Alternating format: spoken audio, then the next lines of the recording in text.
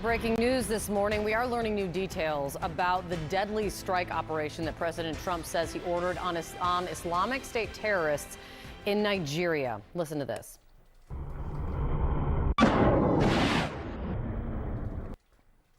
That, as you can see, released from the Department of Defense yesterday evening. The U.S. military reports multiple ISIS terrorists were killed in the attack, which the president first announced on social media. This comes after the president for months has warned that the United States could take military action in the African nation, claiming that ISIS had been targeting Christians in the region. The president writing in part this on social media about it: "I have previously warned that these terrorists, that if they did not stop the slaughtering of Christians, there would be hell to pay." And tonight, he goes on to say, the Department of War executed numerous perfect strikes, as only the United States is capable of doing. Now, Nigeria confirmed the two countries coordinated in this effort, in this strike. Their foreign minister joined CNN earlier this morning. What took place yesterday clearly underscores the fact that Nigeria is not lacking in will and a commitment to the fight against terrorism. CNN's Nada Bashir tracking this one for us. Nada, what is the very latest that you're picking up? Well, we're still not getting full details just yet from U.S. officials with regards to the details surrounding this strike. What we do know is the U.S. Africa Command has said that multiple Islamic State targets and militants were killed overnight in these deadly strikes. We've heard, as you mentioned, from the U.S. president himself addressing this military action in social media, saying and describing this as a powerful and deadly strike against Islamic State terrorists. And this strike took place in the northern Sokoto region of Nigeria, just bordering Niger. Now, at this stage, again, no clear details with regards to the impact. What we do know is that this was carried out in coordination with the Nigerian government. We've heard from a Nigerian presidential spokesperson and advisor saying that both the US and Nigeria are on the same page when it comes to tackling these security concerns. And of course, what we've been hearing from the White House for several weeks now, and from the US president himself,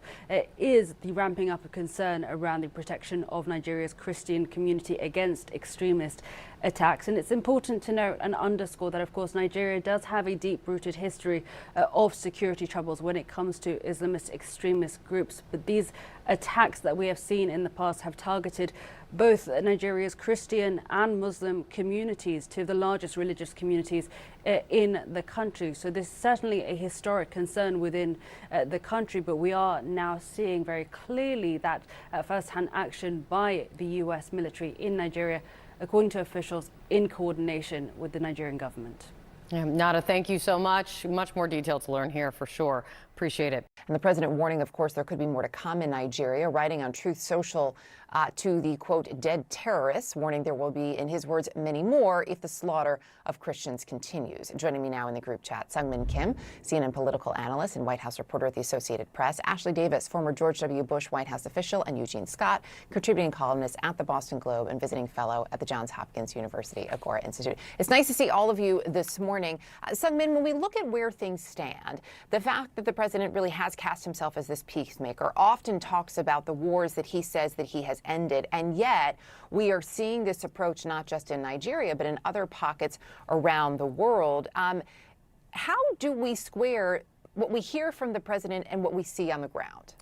Well, how the administration squares it is that this is all part of President Trump's strategy, his foreign policy doctrine of peace through strength, obviously. However, you have, on the one hand, you have, him touting all the conflicts that he has helped resolve abroad, but then you see a lot of offensive military action abroad. And, his aides don't see that necessarily as a contradiction. They say that part of keeping broader peace is making sure that these targets abroad know that the U.S. is willing to strike if necessary. But I also think that this is a contradiction that you're going to be hearing on Capitol Hill, particularly as it relates to these strikes and and the strikes that we've been seeing elsewhere in the country. You had the Pentagon saying yesterday that they did this in coordination with Nigeria's government. However, you're already starting to to hear from, Capitol Hill. What about coordination with us? Is this something that, lawmakers should have authorized? And I think that tension, that conflict is also what we're going to be hearing in the next coming weeks. Yeah, one would anticipate that, especially we'll likely hear a little bit of it today, but certainly once lawmakers return from their recess. It's also interesting, the president this is not the first time he has called out what he says are targeted attacks on Christians. It's important to note the country itself is about split between Christian and Muslim faith, and the data doesn't necessarily support the president's claim that Christians are being disproportionately targeted. Ashley, this has been, though religious persecution has been a really animating subject matter, if you will, for many conservatives. Does it matter to them that the data doesn't line up? Because that is a significant issue. Well, good morning, Erica. Nice to see you, and hope everyone had a great Christmas. But I think that it's really important that we need to realize that there's two things. One, that we did coordinate with the government of Nigeria, and two, Nigeria is a really complicated country that we've been dealing with. I mean, I'm a national security hawk, go back to George Bush administration. There's been terrorists breeding in that region for a long time. What I just learned this morning was the fact that we coordinated, which makes it less complicated than before. But I'm very happy that the administration is actually striking in abroad rather than them coming and striking us in our country. In regards to the Christian and Muslim controversies, I mean, we don't know what we don't know. It's so complicated. There's a lot of national security complications that are overlaid between the two groups that the ISIS and terrorist groups are hiding behind the Muslim religion. And so I think that we need to be very cautious that this is, including with the president, that this is a religious attack. Yeah, caution definitely advised. I will just say, just based on our reporting, the data does not support the claims that Christians are being disproportionately targeted. To your point, there are a number of disputes internally. It's not just religious, it's communal, it has to do with ethnic tensions, farmer-herder disputes. There's a lot happening in Nigeria specifically. When we look at Eugene, when we look at the way that this is playing out, well, we're also looking at new movement off the coast of Venezuela. What does this tell you about the focus moving forward when it comes to not just where the U.S. is leaning in internationally, but what it could mean in terms of support domestically when there are these questions continually raised about Congress and even notifications? Well, that is one of the main questions many lawmakers have, including some on the right. There seems to not be some consistency in terms of vision. If there is a foreign policy agenda, which obviously there is, it hasn't been communicated in a way that it's clearly understood and supported with even some of the people in the president's base. I've talked to voters, and they're very concerned sometimes that they don't know what the next move is going to be from this president in terms of global conflicts and international affairs, and how inconsistent it seems to be with what he campaigned on. Part of that is because we know that the president's support is actually more ideologically diverse than I think a lot of people outside of his camp realize. And so there are some issues that are of concern and major priorities for one segment, such as perhaps Christian conservatives, and not others, which might be some of the individuals who want to see America pull back from some of these types of interactions. And so I think what will be really interesting moving forward when the new year begins is seeing what is laid out, what type of vision is communicated, and how the president is able to get different sects within his tribe on the same page.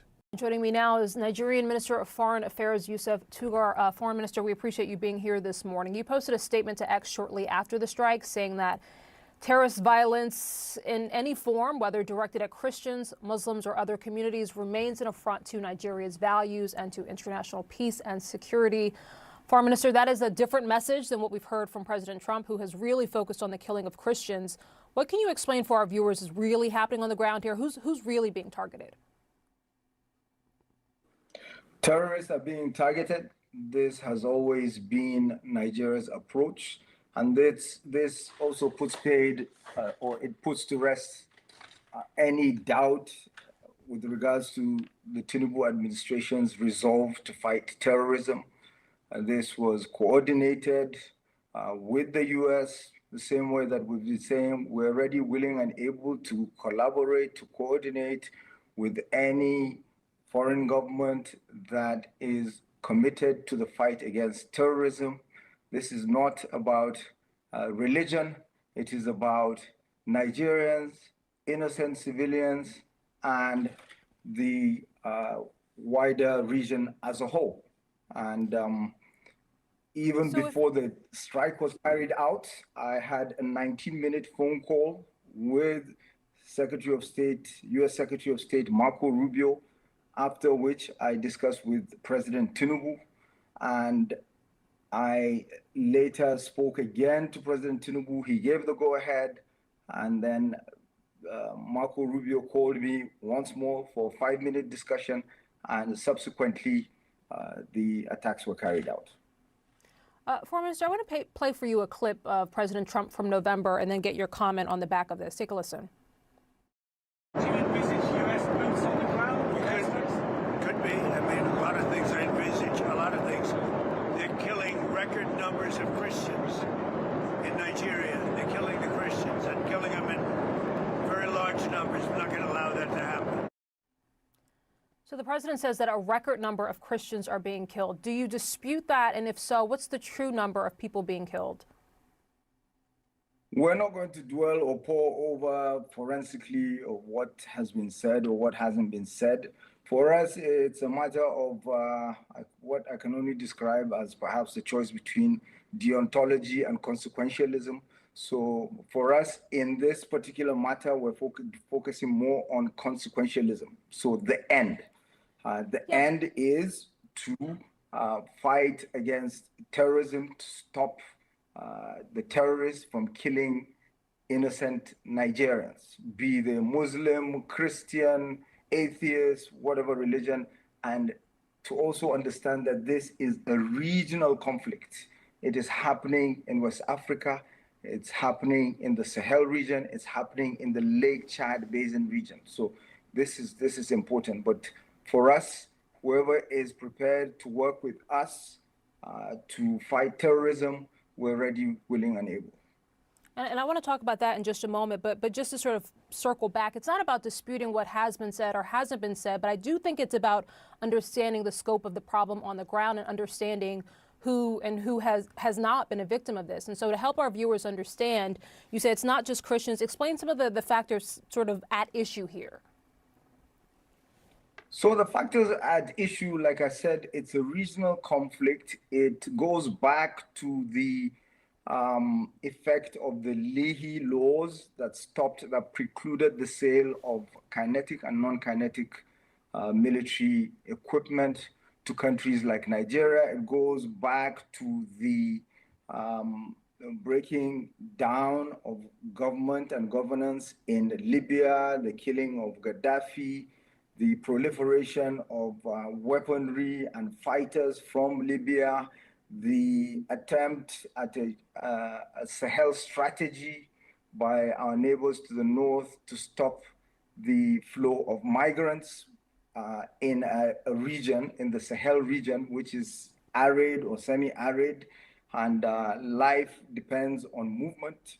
And that created tensions because some of the countries found themselves having to deal with outside initiatives that were collaborating with Azawad Tuareg groups, and those Tuareg groups were irredentists, they were separatists trying to create their own country, and the military are trained to keep countries together. So that put them at loggerhead with military in countries like Niger, like Mali, like Burkina Faso, which ultimately led to the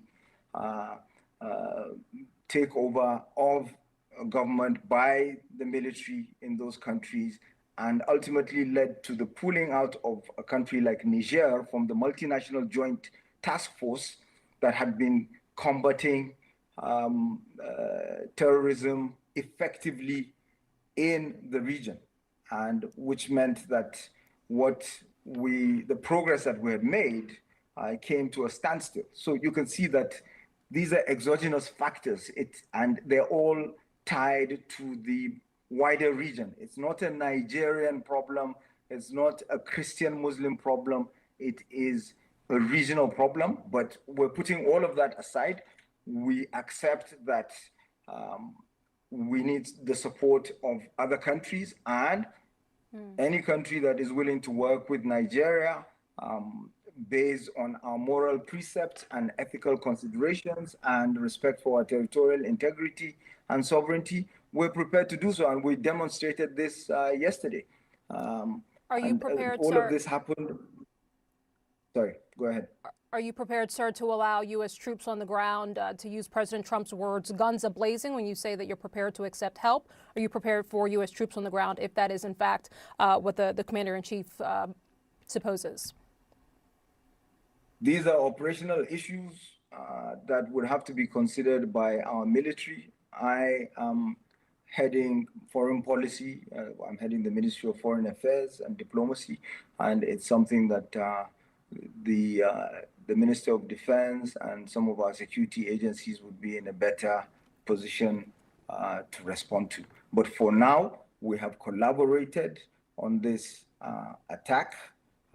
It was a collaborative effort between Nigeria and the US, and President Tinubu gave the go-ahead before it took place, and we don't see it violating our sovereignty or territorial integrity, which is very important. And it is not about religion, it's about the protection of lives and property of Nigerians and our neighbors as well. And I take your point that some of the factors at play here on the ground are factors that may stretch beyond the border of Nigeria, that may stretch beyond even the continent. But I do want to ask, I mean, these are Nigerians who have been killed, Muslim, Christian, and otherwise. For those who say, you know, you said a moment ago that this is not a Nigerian problem, this is not a Christian problem. For those who say that Nigerian lawmakers haven't done enough to protect Christians, haven't done enough to protect Nigerians who have been the victim of these crimes. What do you say? What do you say to those concerns? What took place yesterday clearly underscores the fact that Nigeria is not lacking in will and a commitment to the fight against terrorism. We may have institutional challenges, partly due to, for instance, the Leahy law that stopped the sale of military equipment, both kinetic and non-kinetic, to countries like Nigeria. And I have to say here also that even when the Leahy law was in effect, President Trump in his first administration acquiesced to the sale of aircraft, military aircraft, the Super Tucano, to Nigeria, and we appreciate that. And you could see that the aircraft were put to work, and this is a sort of collaborative effort that is required in the fight against terrorism, in securing the region, and it is. We are at the forefront of the fight against terrorism globally, because most of the threat is taking place in the Sahel region, and you can even see from the records that the Sahel registered more deaths in terms of terrorist acts than any other part of the world. And when you talk about the Sahel, majority are Muslims, they're not Christians. We're talking about the Sahelian countries, not even Nigeria.